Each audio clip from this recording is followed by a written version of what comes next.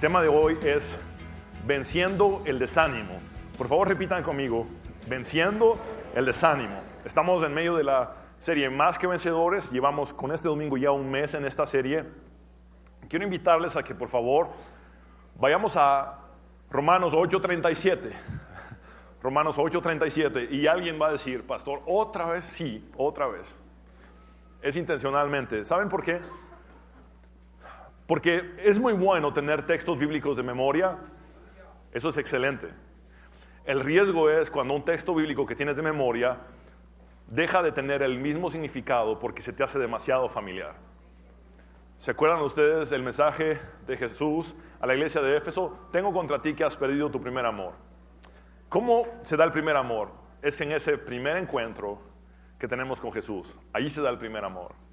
En otras palabras, Jesús está diciendo, quiero que se relacionen conmigo como si fuera el primer día en que nos encontramos, con ese gran amor y esa gran pasión. Y yo anhelo que cada vez que leas Romanos 8:37 sea como la primera vez que lo leíste.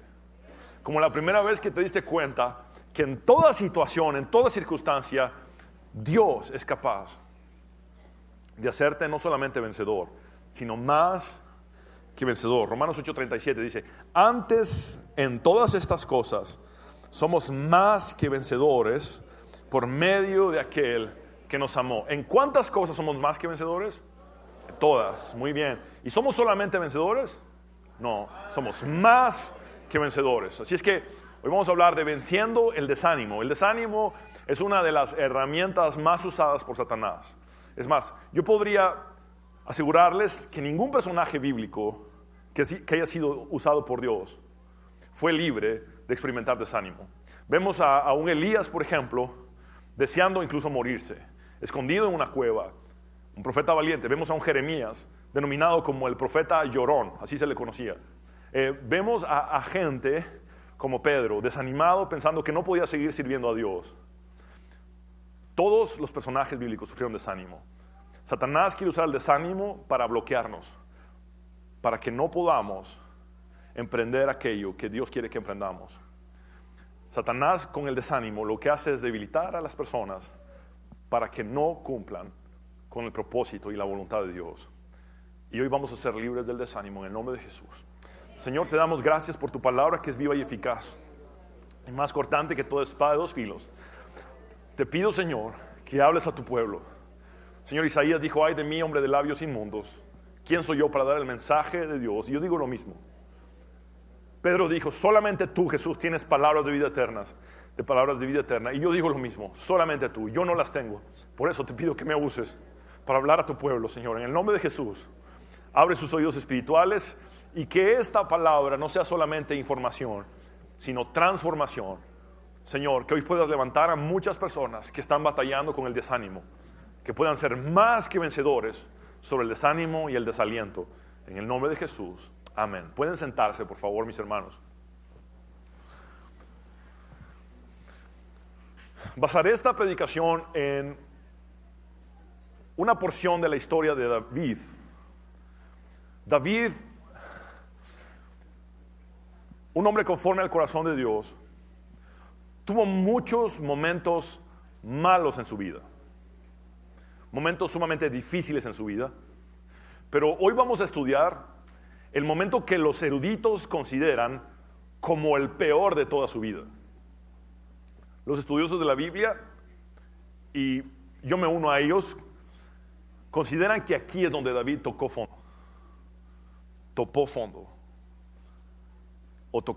porque es el peor momento de su historia, registrado en la Biblia. Y esto sucedió en Siclag.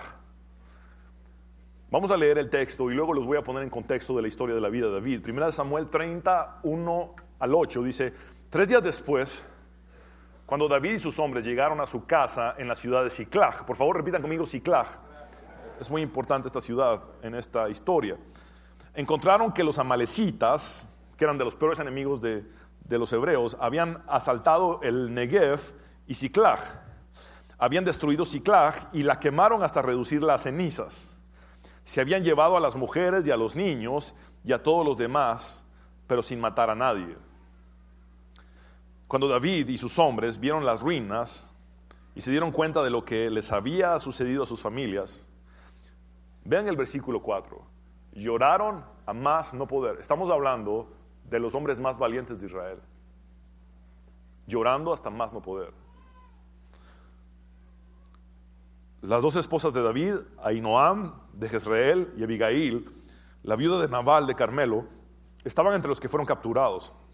David ahora se encontraba en gran peligro, porque todos sus hombres estaban muy resentidos por haber perdido a sus hijos e hijas, y comenzaron a hablar acerca de apedrearlo. Pero David encontró fuerzas en el Señor su Dios. Entonces le dijo a Abiatar, el sacerdote, tráeme el efod. Muy bien, ¿qué era el efod? Era parte de la vestimenta del sacerdote.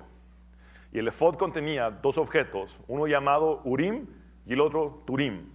Urim significa luces, Turim significa perfecciones. Es decir, a través del Urim y el Turim echaban suertes para encontrar la voluntad de Dios. Era parte de cómo Dios se comunicaba en el Antiguo Testamento.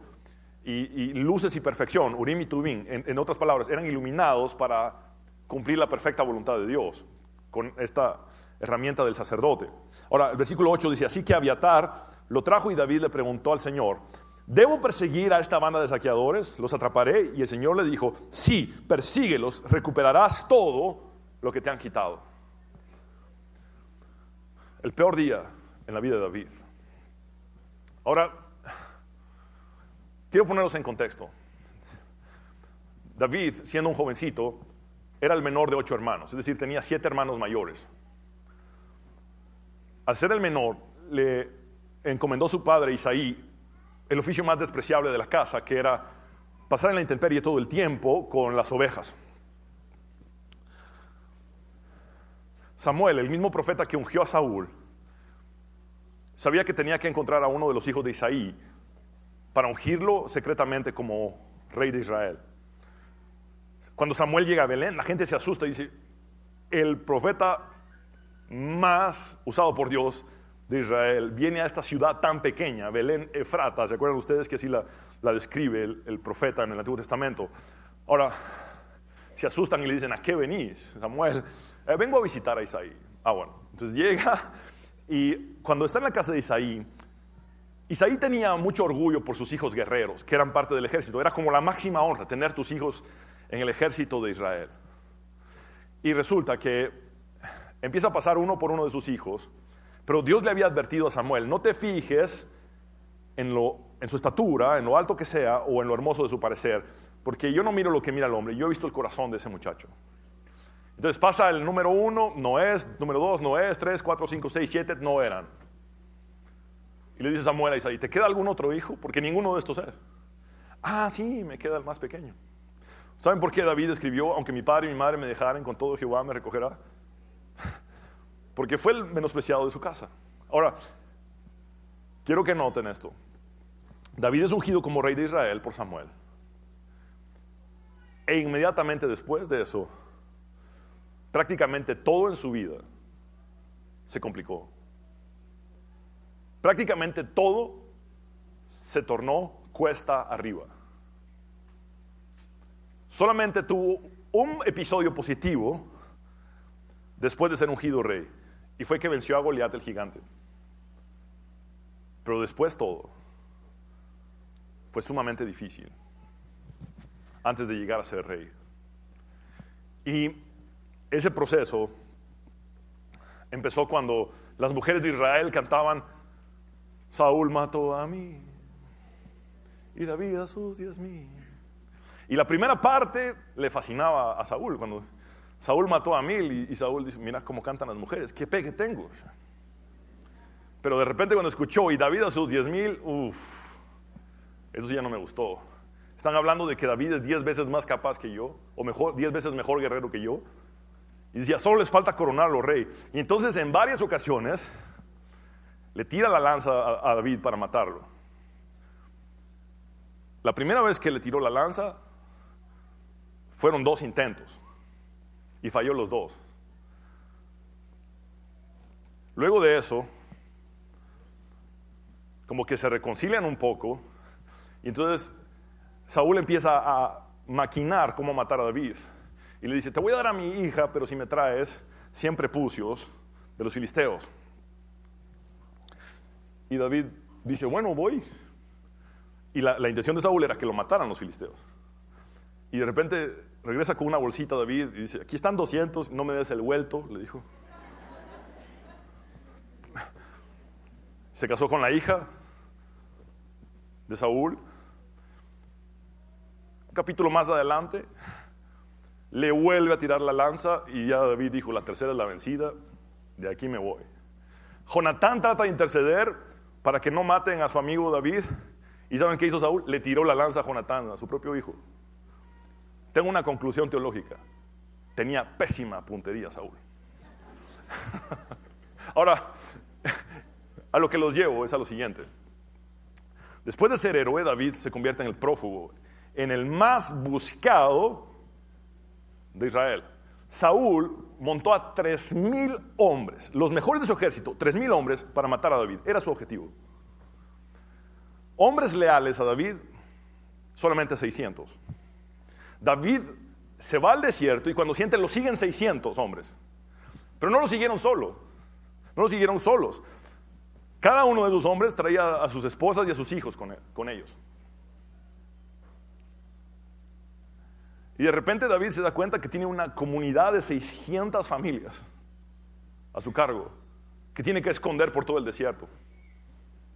De Saúl y de esos 3,000 hombres que lo andaban buscando.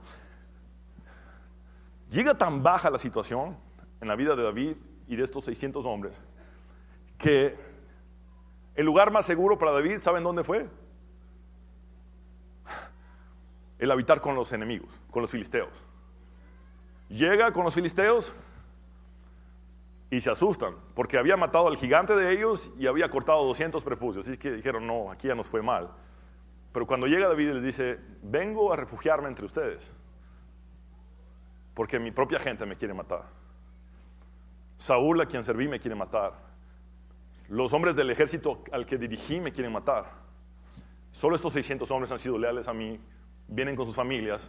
Te pido, Aquís, rey de Gat, que me des asilo. Y entonces Aquís le dice, quédate en Siclag, en una aldea. Y David establece una comunidad de 600 personas en Siclag, 600 familias en Siclag, más bien. En un momento dado, Aquís le dice, vamos a ir a la batalla. Y Aquís pensaba que David era su aliado. David solo estaba allí por motivos de seguridad. David no tenía pensado pelear contra Israel. Y Aquís le dice, quiero que vengas conmigo a la batalla porque vamos a enfrentar a los israelitas juntamente con todos los demás gobernantes filisteos. Pero David inteligentemente se queda en la retaguardia como para no pelear contra su propia gente. Porque jamás los traicionaría, jamás pelearía contra el pueblo de Dios. En ese momento, los otros líderes filisteos se dan cuenta que Aquís lleva a David y a sus 600 hombres y dice, ¿qué haces? Te van a cortar el prepucio. ¿Qué haces? Van a acabar con todos nuestros gigantes. y lo rechazan. Y lo mandan a David de vuelta a Siclag. Cuando David llega a Siclag, se da cuenta que no queda nada. Se da cuenta que era Siclag nada más ruinas, ceniza. Todo el campamento que ellos habían establecido, todas sus pertenencias no estaban. Pero aún lo peor, no estaban ni sus esposas ni sus hijos. Y la incertidumbre de no saber qué había sucedido con ellos. Ahora, sí se enteraron que los amalecitas, los peores enemigos de Israel, habían saqueado la aldea de Siclag. Y se habían llevado a todos vivos, porque ¿saben cuál era el negocio? Venderlos a Egipto. Egipto era el mejor postor para comprar los esclavos. Y entonces, hombres de guerra se ponen a llorar hasta más no poder, juntamente con David. Después de llorar, seguramente por horas, dicen, acabemos con la vida de David. Toda esta desgracia nos ha venido por ser fieles a David. Apedremos a David. Vamos a apedrear a David. Y ese momento es el peor momento de la vida de él. Sus 600 hombres más fieles lo quieren matar. Perdió a su esposa. Bueno, a sus 2 esposas. En ese momento David no tenía hijos todavía. Tuvo sus primeros hijos cuando fue rey en Hebrón. Pero perdió a su familia. Y sus hombres sí perdieron a sus hijos. Y estando en Ziklag, absolutamente solo, habiéndolo perdido todo, él tiene una reacción que es una escuela para nosotros. Por eso, a través de esa historia les quiero dar 3 claves para superar el desánimo en sus vidas, a través de la luz de la palabra de Dios. La primera clave es tener una mente enfocada en Dios. Veamos nuevamente el versículo 6. David ahora se encontraba en gran peligro porque todos sus hombres, 600 hombres, estaban muy resentidos por haber perdido a sus hijos e hijas y comenzaron a hablar acerca de apedrearlo. Ahora vean la reacción de David. Pero David encontró fuerzas en el Señor su Dios. Por favor, repitan conmigo: encontró fuerzas.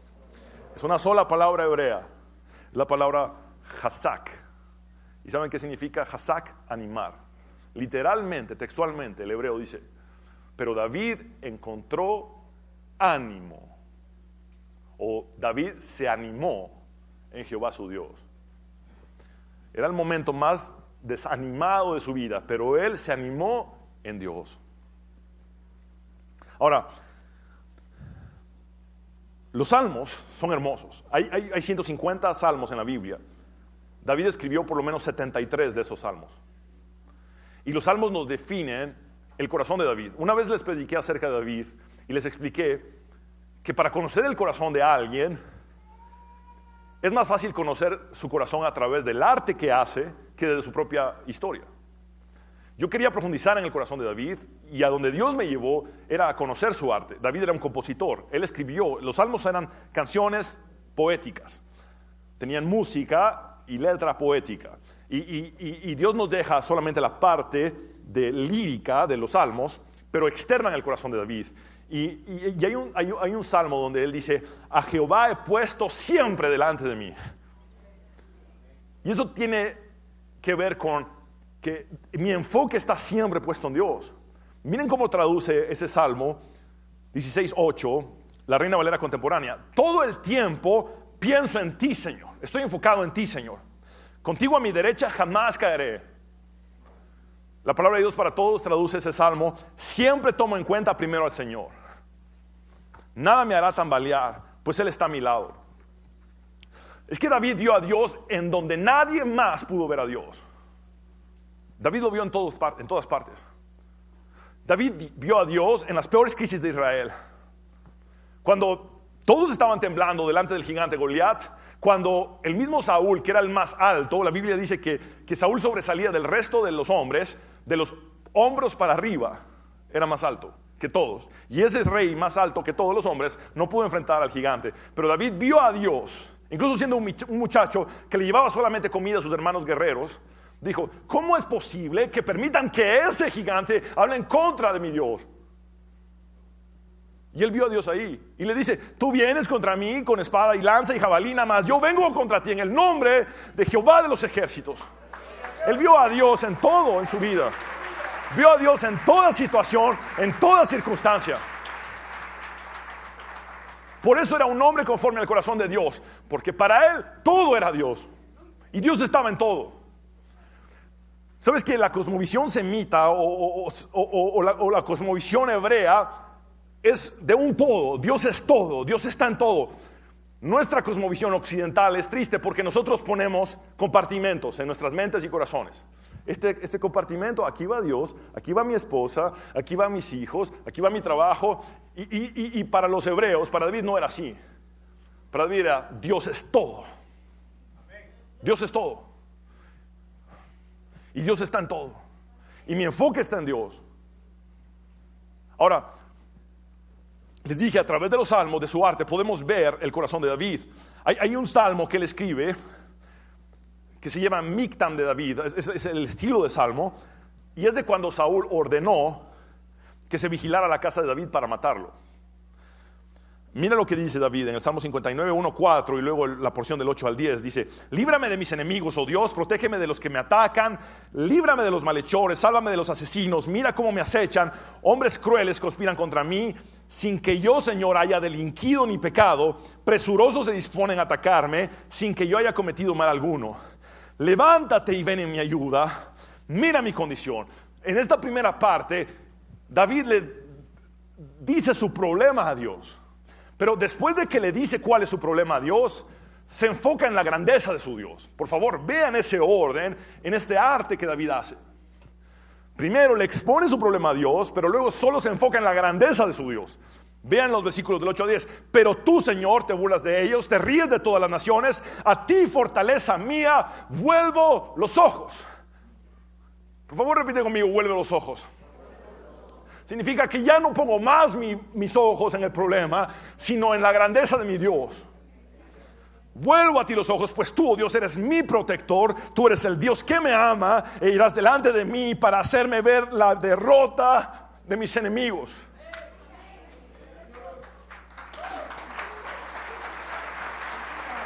Ahora, quiero responder bíblicamente a esta pregunta. ¿Qué sucede cuando quitamos nuestro enfoque de nosotros mismos y de nuestros problemas para enfocarnos en Dios? ¿Qué sucede cuando dejo de enfocarme en mí mismo y en mis problemas para poner todo mi enfoque en Dios? Mira cómo David lo hizo. Dios, tengo este problema. Y ya que te dije mi problema, ahora solo me quiero enfocar en ti. Tú eres grande, eres mi protector, eres poderoso. Y quito mis ojos del problema y los vuelvo solo a ti, Dios. Porque tú estás conmigo y me darás la victoria. Ahora, eso es lo que Dios quiere con nosotros. Que cambiemos nuestro enfoque. Que quitemos nuestros ojos de nosotros mismos y de nuestros problemas y los pongamos en Él. Ahora, lo primero que pasa si nos enfocamos en Dios es que somos alentados instantáneamente y nuestra perspectiva cambia. Ese es el inciso A. Mira lo que dice el Salmo 46:1. Dios es nuestro amparo y fortaleza, nuestro pronto auxilio en las tribulaciones. Es un auxilio pronto, es instantáneo, es inmediato. Solo es cuestión de voltear tus ojos para verlo a Él. Por eso vemos otro salmo que dice: alzo mis ojos a los montes, ¿de dónde vendrá mi socorro? Y en otras palabras dice: yo ya no voy a poner mis ojos en esos montes, voy a poner mis ojos en el que hizo esos montes. Mi socorro viene de Jehová, que hizo los cielos y la tierra, y es inmediato el cambio. Inciso B: si te enfocas en Dios, empiezas a alimentar tu fe y a matar de hambre tus preocupaciones y tus miedos.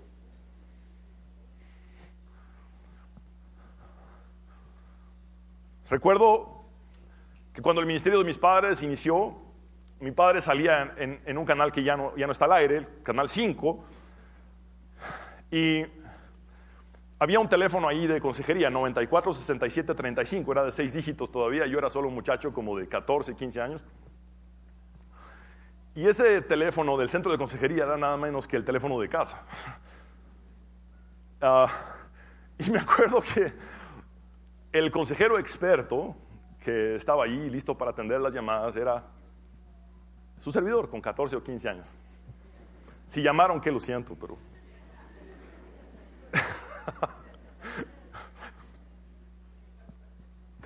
había desarrollado, entonces, sí, ¿en qué puedo servirle, hermano? Yo le puedo dar el consejo. Voy a orar por usted. Ahora, me acuerdo que una señora llamaba todos los días y solo la tenías que escuchar. Y alimentaba todos los días sus miedos y sus preocupaciones. Quiero que oren porque tengo qué problema, y esto podría suceder, y aquello podría pasar. Y oren porque, no les voy a exagerar ante Dios. Una vez me dijo: ore para que mi perro se acabe el concentrado. No le estoy exagerando. Y no pretendo para nada burlarme de ella, pero lo que quiero que noten es que muchas veces nos escudamos en Dios para solamente alimentar miedos y preocupaciones. Llama para pedir oración, pero lo que está alimentando son sus miedos, temores y preocupaciones. Y esto es lo que sucede. Si alimentas miedos y preocupaciones, tu fe se debilita. Pero si alimentas tu fe, matas de hambre a tus miedos y preocupaciones. ¿Y cómo alimentas la fe? Enfocándote en Dios, en el peor día de tu vida. Así de sencillo. Si tu Dios es grande, el diablo es pequeño. Pero si le das un tamaño al diablo que no tiene, entonces tu perspectiva de Dios es equivocada. Cuando su palabra dice que solamente su dedo es suficiente para acabar con Satanás y todos sus demonios. Y mucha gente pasa diciendo, no, que el diablo aquí, que el diablo allá. ¿Quién me importa? Me importa lo grande de mi Dios. Lo grande de mi Dios. Siempre tendremos lucha y batalla contra Satanás, pero tenemos al todopoderoso gigante con nosotros. Por otro lado, hay personas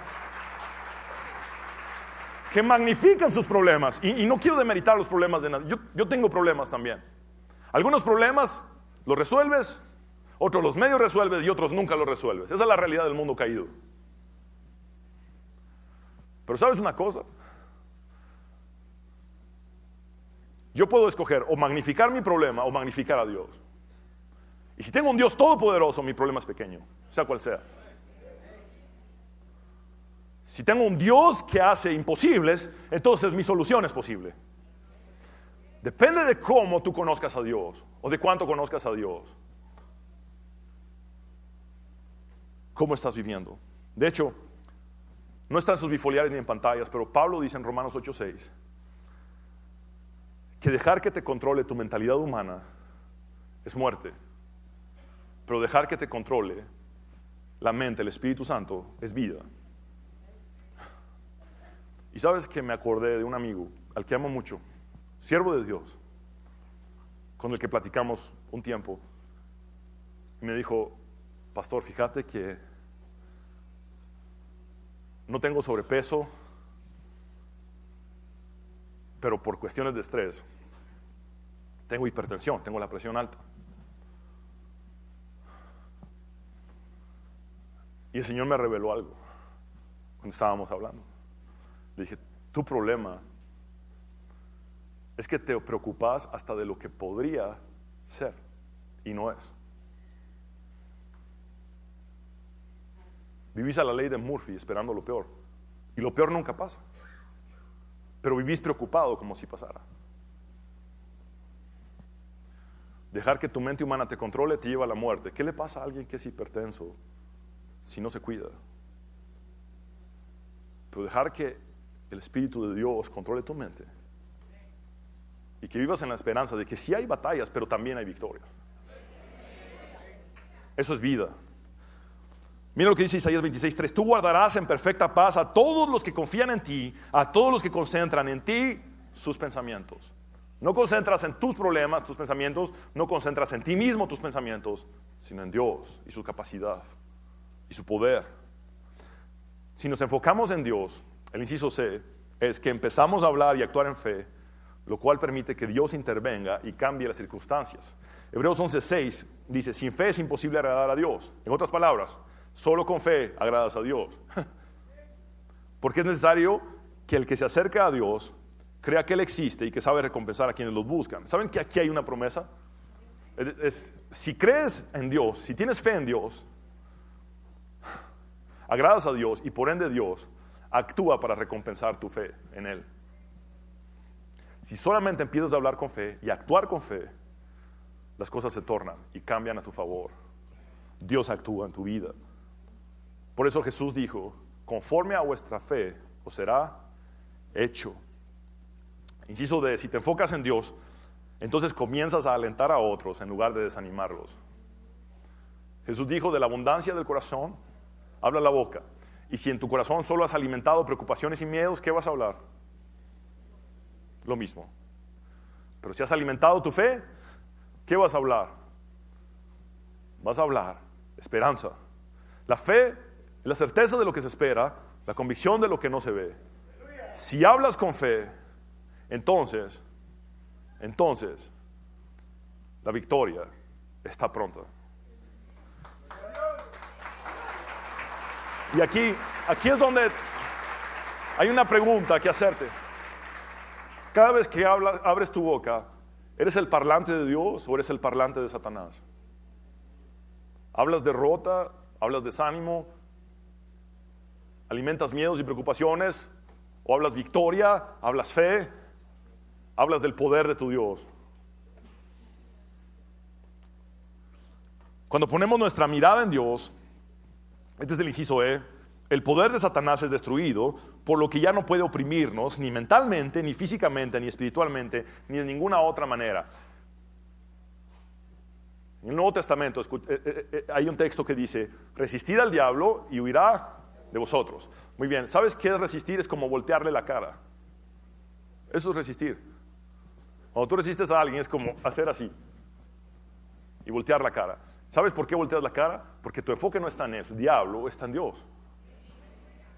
Entonces le volteas la cara a Dios, le volteas la cara al diablo, perdón, y ves a Dios. Eso es resistir al diablo. Ahora, mira lo que dice Salmo 149, 5, 9. Regocíjense los santos por su gloria y canten aún sobre sus camas. ¿Saben por qué dice canten aún sobre sus camas? No para que no duerman, sino para que puedan dormir. Los peores momentos de muchos son por las noches.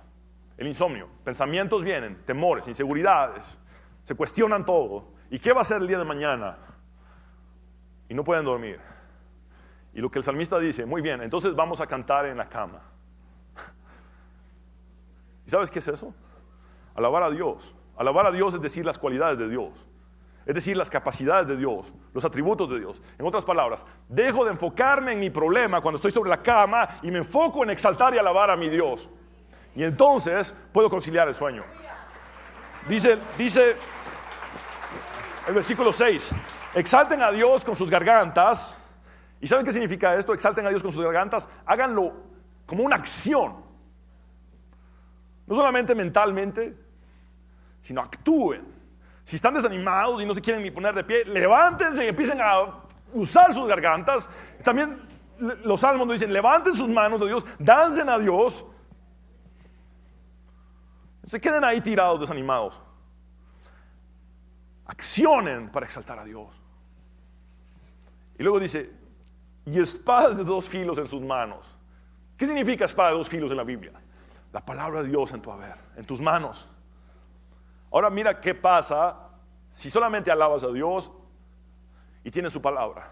Viene la victoria. Versículo 7. Para ejecutar venganza entre las naciones y castigo entre los pueblos, para aprisionar a sus reyes con grillos y a sus nobles con cadenas de hierro, para ejecutar en ellos el juicio decretado. Gloria será esto para todos sus santos. Aleluya. ¿Se acuerdan ustedes cuando Jesús empezó su ministerio? Fue a la sinagoga de la ciudad donde creció, Nazaret, y tomó los rollos de Isaías y empezó a leer un extracto del libro de Isaías. Y empieza a decir, el Espíritu del Señor está sobre mí. ¿Se acuerdan ustedes? Por cuanto me ha ungido, y empieza a dar un listado de cosas.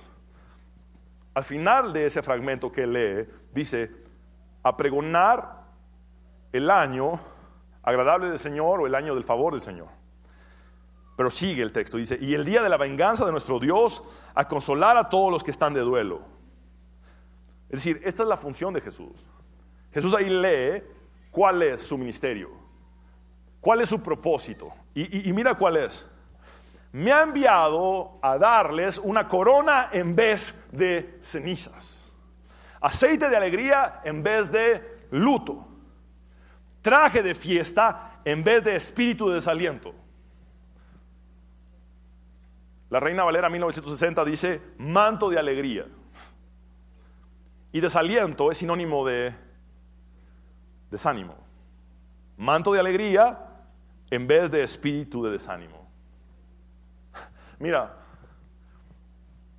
te he explicado varias veces que esa palabra espíritu ahí no se refiere a un demonio de. Cuando Pablo le dice a Timoteo, no nos ha dado Dios espíritu de cobardía, no está hablando de que estaban endemoniados con un espíritu de cobardía o algo así. Esa palabra griega significa una actitud mental, una predisposición a. Dios no nos ha dado una mentalidad predispuesta a la cobardía, sino que nos ha dado una mentalidad de amor, poder y dominio propio. Ahora, esa disposición mental a veces es para el desaliento. Por eso dice aquí, Él nos ha dado traje de fiesta o manto de alegría en vez de espíritu de desaliento, en vez de una disposición mental al desaliento o al desánimo. Muchos ya solo piensan negativamente. Muchos ya solamente esperan lo peor. Muchos solamente han alimentado tanto sus miedos y sus temores y sus preocupaciones que solo piensan de forma negativa, en desánimo. Yo sabía que me iba a ir mal, sabía que me iba a salir mal, sabía que no lo iba a resolver, sabía que lo iba a perder. Y empiezan a tener una predisposición mental solamente para el desánimo. Y eso es lo que está diciendo. Que Dios no quiere esa mentalidad en nosotros, sino que quiere darnos su manto de alegría. Ahora, tú decides si te lo pones o no. El manto de alegría está listo desde la cruz del Calvario. El castigo de nuestra paz fue sobre Él. Quiere decir, le importa cómo te sientes. Por eso tiene listo el manto de alegría. Pero tú decides, ¿alimentas tus miedos o te pones ese manto de alegría? ¿Predispones tu mente al desánimo o al desaliento o te pones el manto de alegría? Y si lo haces, mira lo que pasa. Serán llamados robles de justicia, plantío del Señor para mostrar su gloria. Eso significa estabilidad, aún en medio de situaciones adversas. Muy bien. Primero, necesitamos una mente enfocada en Dios. Segundo, necesitamos tener expectativas realistas. Ese es el punto número 2. Para vencer el desánimo, necesitamos tener expectativas realistas. Y solo por un momento, yo quisiera que te pusieras en los pies de ese muchacho llamado David, adolescente, que de repente el profeta más importante de Israel, el mismo Saúl le tenía miedo a Samuel. El profeta más importante, el que había ungido al primer rey de Israel, Samuel ungió a Saúl. De repente llega, revisa a todos tus hermanos que te hacían de menos, y de repente a ti, el menospreciado de tu casa, te dice, te voy a ungir a ti, tú eres el rey de Israel. ¿Cuál sería tu expectativa? ¿Qué esperarías que pasara al día siguiente de que te nombraron rey de Israel? Bueno, yo hubiera esperado la limusina. Hubiera esperado que me llevaran al palacio, me sentaran en el trono, me dieran mi corona, me dijeran tus concubinas, escoge tus esposas. ¿Qué querés? ¿Un banquete? ¿Crees que te pongamos aquí a algo de entretenimiento?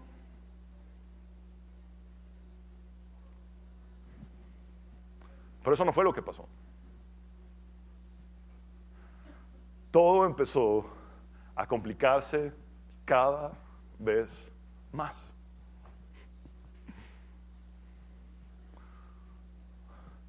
Y David lo sabía muy bien. Nunca hay una victoria sin una batalla previa. La expectativa realista es esta: tendré batallas, pero también victorias.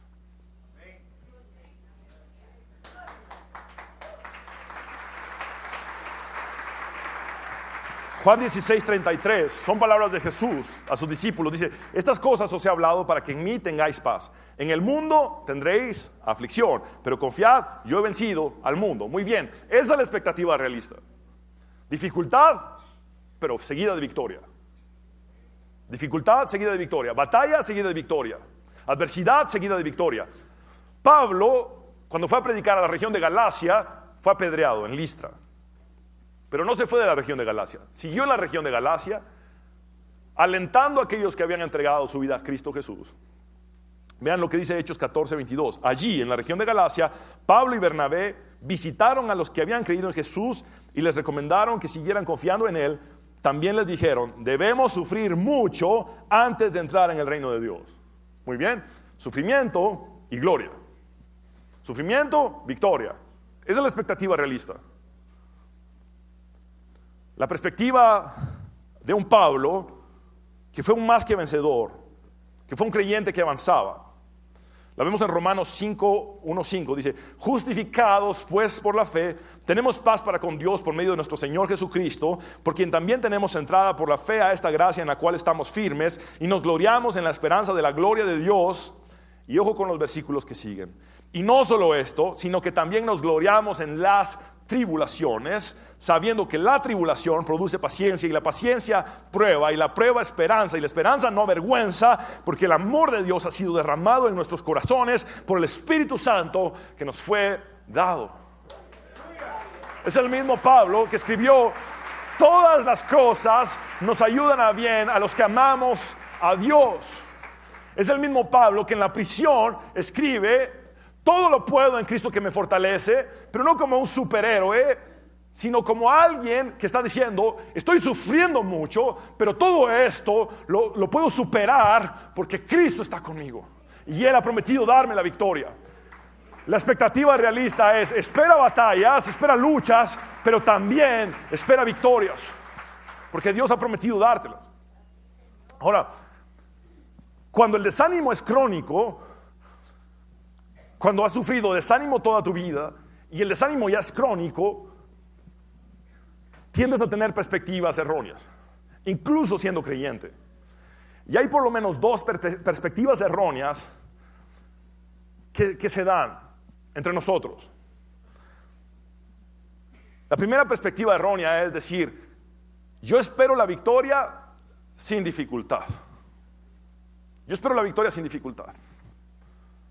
Es decir, yo ya no voy a batallar, ya no voy a luchar, ya solo que venga la victoria, yo ya no quiero dificultad, que venga la victoria nada más. Y así no sucede. Primera de Pedro 4, 12, 13 dice, amados hermanos, no se sorprendan de la prueba de fuego a que se ven sometidos, como si les estuviera sucediendo algo extraño. En otras palabras, es completamente común que el creyente tenga pruebas. No se asombren de que tienen pruebas. No es nada extraño, es común. Todos los que creemos en Jesús tenemos pruebas. Ahora, al contrario, alégrense de ser partícipes de los sufrimientos de Cristo, para que también se alegren grandemente cuando la gloria de Cristo se revele. ¿Sabes qué es eso? Victoria. No te sorprenda que tengas pruebas. Es lo más común. Pero también tienes que saber que por sobre todo eso, Dios se va a glorificar.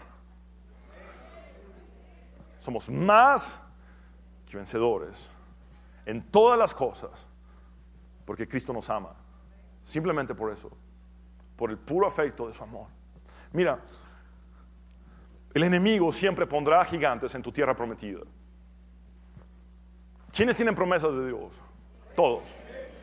En esas promesas de Dios, el enemigo va a poner gigantes. Siempre. ¿Soñaste con tener un matrimonio? Llegas al matrimonio, encuentras gigantes en el matrimonio. ¿Soñaste con tener hijos? ¿Tuviste hijos? Hay gigantes entre tu relación contigo y tus hijos. ¿Soñaste una familia? Hay gigantes en tu familia. ¿Soñaste un ministerio? Hay gigantes con los que tienes que enfrentarte en el ministerio. ¿Soñaste una empresa? Allí hay gigantes. ¿Soñaste tener una carrera, una profesión? Allí van a haber gigantes.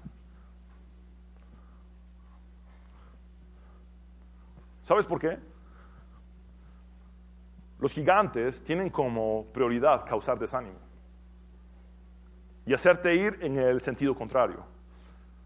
Los espías cobardes, exceptuando por Josué y Caleb, vieron a los gigantes en la tierra que Dios ya les había prometido y se desaniman y caminan en el sentido contrario a la tierra prometida. Y eso es lo que Satanás quiere, que cuando llegues ahí veas gigantes y digas, no, ya no. Y te des la vuelta y empieces a caminar en el sentido contrario.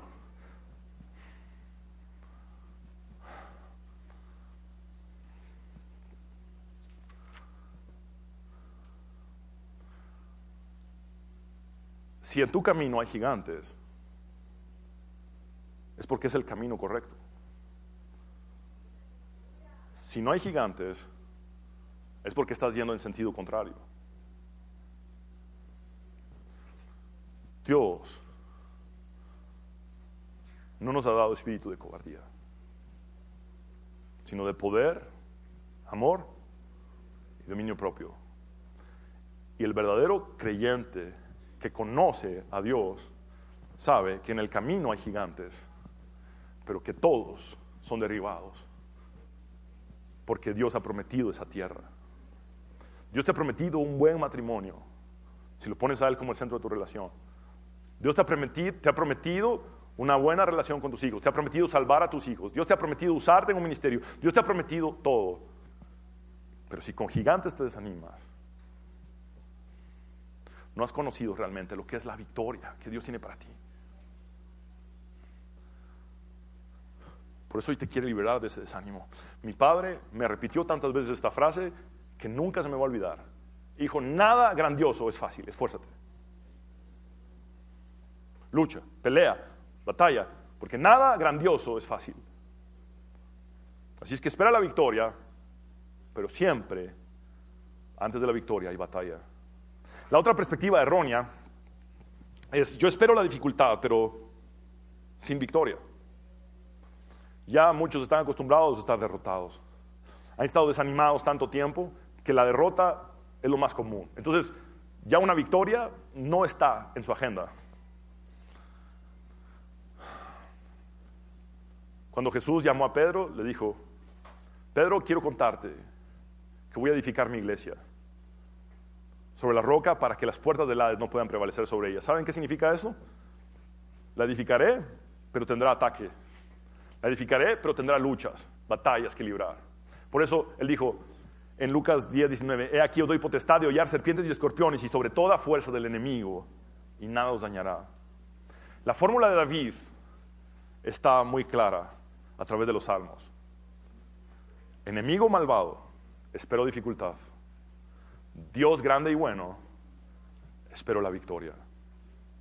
Eso lo ves en su historia, lo ves en su arte. Enemigo malvado, viene dificultad. Dios grande y bueno, viene victoria. Muy bien. Este mundo es un mundo caído. Nada funciona bien en este mundo caído. Nada funciona a la perfección en este mundo caído. Por ende, este mundo caído es un campo de batalla constante. Constante. Por ende, es batalla y victoria, lucha y victoria. Muy bien, una mente enfocada en Dios, expectativas realistas. Y el punto número 3 y final es fe en la gracia de Dios. Fe en la gracia de Dios. Muy bien, ¿qué es gracia? Es recibir lo que yo no merezco. Muy bien. ¿Te has puesto a pensar qué cualidades tenía David para convertirse en rey de Israel? En el momento en que Samuel llega, un muchachito, músico, que tocaba el arpa para las ovejas, ¿qué cualidades tenía? Ninguna.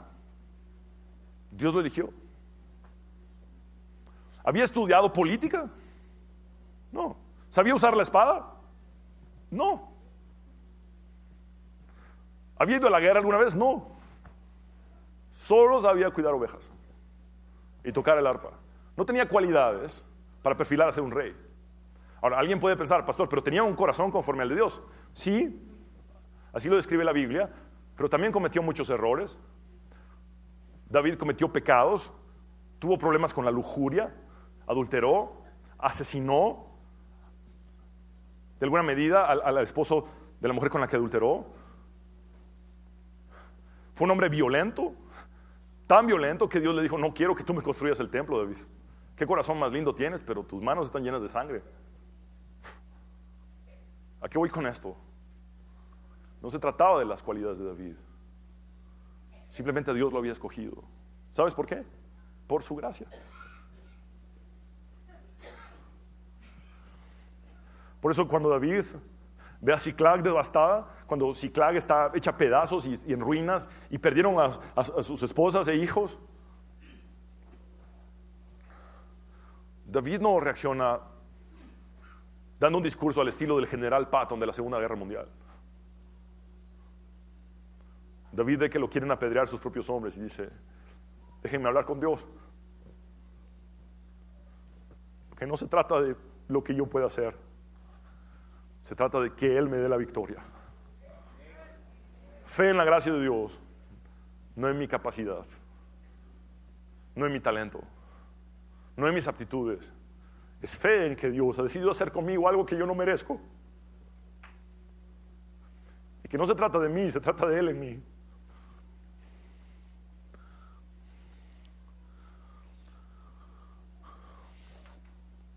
Aquellos que piensan que todo depende de sí mismos son los más desanimados. Reman y reman y reman y no avanzan. Pedalean, pedalean y pedalean y no avanzan. Llega el punto donde Dios te dice: deja de remar y deja de pedalear. Y ten fe en mi gracia.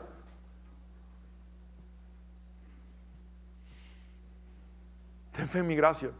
El apóstol Pablo le dijo a los corintios, y no están sus bifoliares ni en pantallas, les dijo: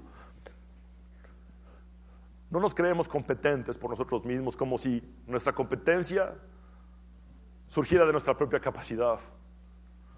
Nuestra competencia proviene solamente de Dios. Esto es fe en la gracia de Dios.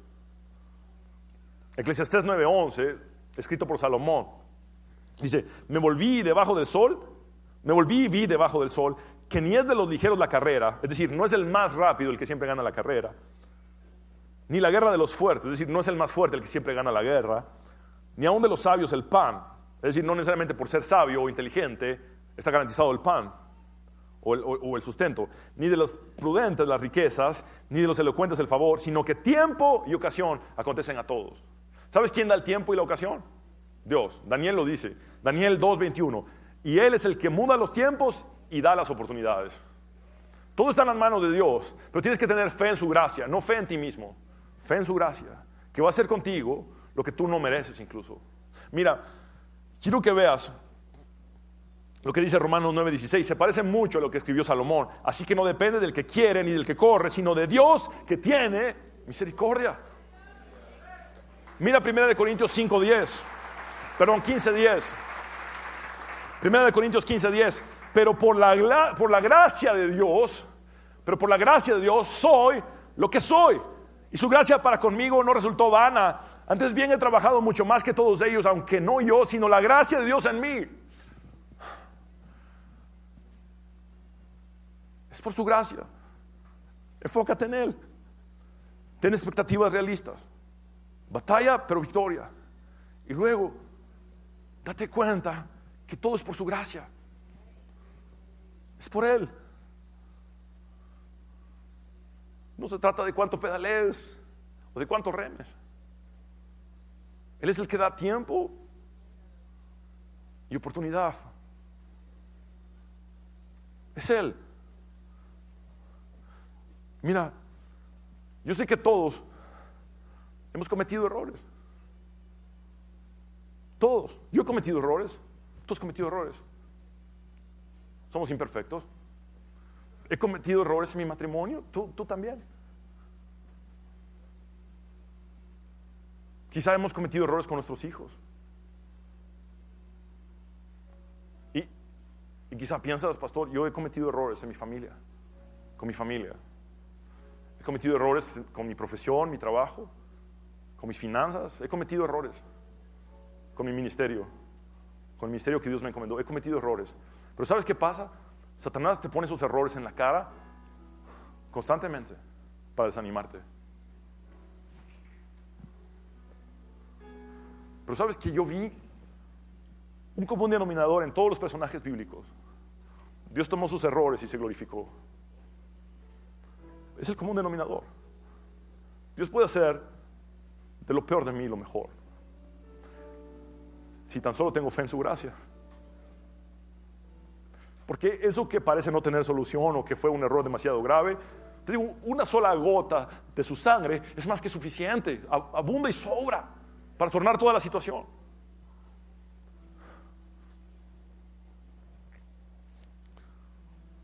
No es por ti, no es por tus méritos, no es por tus capacidades. Es Él. Mira, mientras que el diablo quiere desanimarte, y quizá te ha tenido desanimado por meses o años, Dios te dice esto: mira que te mando, que te esfuerces y seas valiente, no temas ni desmayes, Porque Jehová tu Dios estará contigo en donde quiera que vayas, aún en Siclag, aún en Siclag.